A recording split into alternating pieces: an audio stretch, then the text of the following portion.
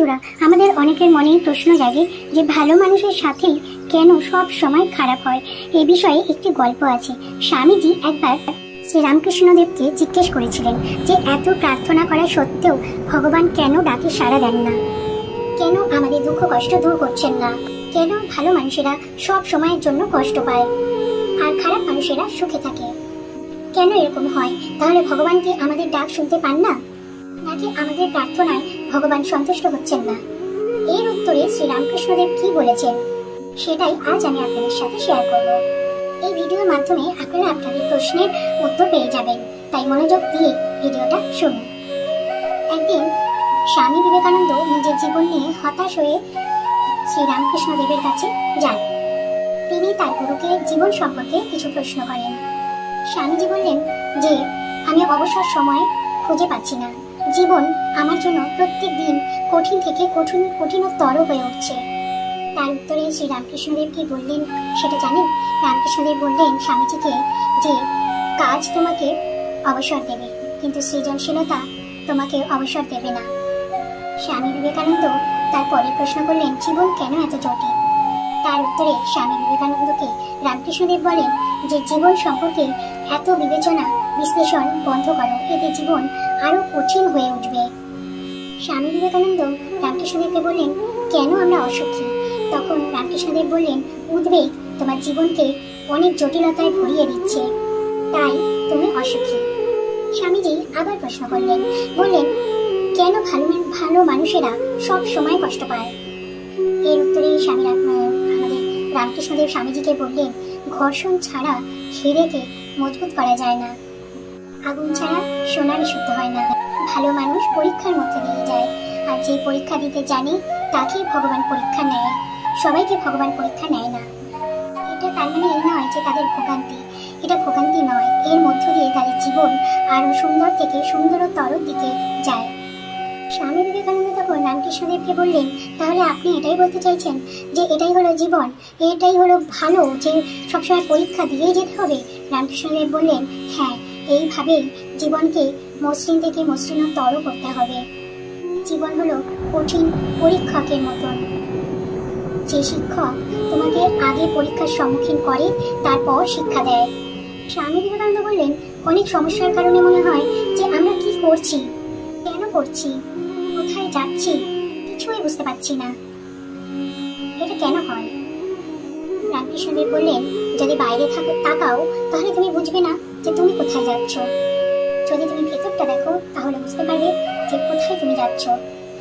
চোখ আমাদের দৃষ্টি দেয় আর হৃদয় আমাদের উপায় দেয়।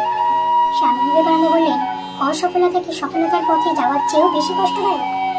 এর উত্তরে রামকৃষ্ণদেব বললেন সফলতা অন্যদের দ্বারা নির্ধারিত একটি পরিমাপ, আর সন্তুষ্টি নিজের দ্বারা নির্ধারিত একটি পরিমাপ। স্বামীজি জিজ্ঞেস করলেন কঠিন সময়ে কিভাবে আপনি অনুপ্রাণিত থাকেন? এর উত্তরে রামকৃষ্ণদেব বললেন সর্বদা এটা দেখো যে তুমি কত দূর যেতে পেরেছ, তুমি কত দূর যেতে পারোনি তার হিসেব করতে যেও না। সবসময় এটা দেখো তোমাকে কারা ভালোবাসে, কে তোমাকে ভালোবাসে না, কে তোমাকে দুঃখ দিল তার হিসেব তুমি করতে যেও না। স্বামী বিবেকানন্দ রামকৃষ্ণদেবকে বললেন আচ্ছা গুরুদেব, আপনি বলুন তো মানুষ সম্পর্কে কোন জিনিসটা আপনাকে অবাক করে? তখন ঠাকুর বললেন যে মানুষ যখন কষ্ট পায় তখন মানুষ সবসময় অভিযোগ করে ঈশ্বরের কাছে যে এই কষ্ট কেন আমাকেই শুধু দেওয়া হলো, কিন্তু মানুষ যখন ভালো থাকে, যখন সফলতা পায়, সাফল্য পায়, তখন কিন্তু তারা বলে না কেন আমাকে এই সফলতা দেওয়া হলো। স্বামী বিবেকানন্দ বললেন কিভাবে আমি জীবন থেকে সেরাটা পেতে পারি? ঠাকুর বললেন যে তোমার অতীতকে কোনো রকম অনুশোচনা ছাড়াই মেনে নাও, আস্থার সঙ্গে তোমার বর্তমান জীবন পরিচালনা করো, ভয় ছাড়া ভবিষ্যতের জন্য প্রস্তুত হও। এবার স্বামী বিবেকানন্দ শ্রী শ্রী ঠাকুরকে বললেন যে আরেকটা প্রশ্ন আমার আছে, কখনো কখনো আমার মনে হয় যে আমার প্রার্থনা কেন ভগবানের কাছে সাড়া পাই না আমি প্রার্থনা করার পরে। এর উত্তরে শ্রী শ্রী ঠাকুর বললেন সব প্রার্থনার উত্তর দেওয়া হয়, সবার প্রার্থনার উপযুক্ত মূল্য দেওয়া হয়, শুধু বিশ্বাস রাখতে হবে, আস্থা রাখতে হবে ঈশ্বরের উপর। কোনো কিছুতে ভয় পাবে না, জীবনটাকে কোনো সমস্যার চোখে দেখবে না, তাহলেই কিন্তু সমস্যার সম্মুখীন হবে না। জীবন একটা রহস্য যার সমাধান করতে হবে। বিশ্বাস করো, যদি তুমি জানো জীবন সুন্দর তাহলে জীবন সুন্দরই হবে। আর যদি মনে করো জীবনটা অসুন্দর, কঠিন, সংগ্রাম, তাহলে জীবনটা সংগ্রামেরই হবে। পৃথিবীটা আমাদের কত সুন্দর, এই কথাটা যে কেউ জানে, কিন্তু এর মধ্যে কম মানুষই জানে যে আমরা নিজেরা কতটা সুন্দর। বন্ধুরা, এইসব কথা থেকেই বোঝা যায় যে ঈশ্বর আমাদের সকলের প্রার্থনা শোনেন এবং সেই প্রার্থনার উত্তর তিনি যথাসময়ে দেবেন। শুধু আমাদের একটাই কর্তব্য, তার উপর বিশ্বাস রেখে সকল প্রকার কর্তব্য কর্ম করে যাওয়া এবং কখনো হতাশ না হওয়া। ভগবান খারাপ সময় দিয়ে আমাদের পরীক্ষা নেন, আমাদের শুধু ধৈর্য ধরে সেই পরীক্ষার সম্মুখীন হতে হবে, পরীক্ষা দিয়ে যেতে হবে। কারণ ভগবান যা করেন তা মানুষের মঙ্গলের জন্যই করেন। এই কথাটা আমাদের প্রত্যেককেই মনে রাখতে হবে, তাহলে দেখবেন যে সকল সমস্যার সমাধান সহজেই হয়ে যাবে। শ্রী ঠাকুর বললেন, ভগবানের কাছে এই বলে প্রার্থনা করো যে হে ভগবান, আমি কিচ্ছুই জানি না, মন্ত্র জানি না, তন্ত্র জানি না, আমার যা কিছু ভালো করার তুমিই করো। যে কাজই আপনারা করেন না কেন, সর্বদা ঈশ্বরের কাছে নিজেকে সমর্পিত করে রাখুন, তাহলেই মনের মধ্যে শক্তি পাবেন, সাহস পাবেন। শুধু বলতে হবে যে ঈশ্বর, সবকিছুই তোমার, কিছুই আমার নয়, তুমি সবকিছু পরিচালনা করো।